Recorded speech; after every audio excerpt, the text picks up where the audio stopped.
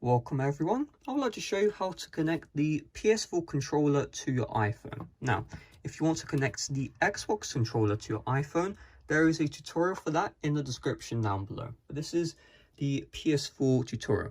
So first of all, you can see I've already done the process, and by the end you'll see DualShock 4 wireless controller should be connected. So I'm going to forget this device so I can show you from step 1. Okay, so you're going to turn on the controller, right? And you'll see a blue light, and then once it's on, you're going to hold down the PlayStation icon and the share icon. Also keep in mind that you're going to have to make sure you're in the Bluetooth settings and make sure Bluetooth is enabled and you are currently searching. So here's what we're going to do. We'll hold down the PlayStation icon and share icon, and we'll hold it down until we see a flickering. So you can see it's flickering. I don't know if you can catch it on camera.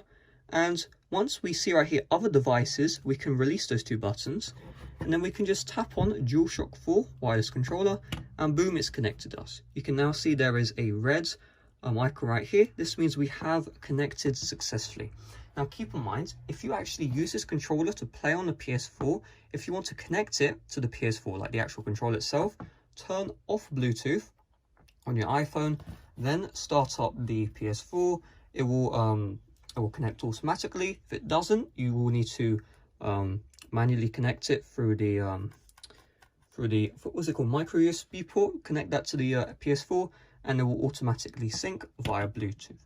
Now, if you do this, you will actually have to redo this entire tutorial every time you want to connect to the PS4 controller, because you can see right here, it's not as easy as just tapping on it and connecting, right? You'll have to do the exact same process to reconnect to the controller, this entire tutorial from start to end.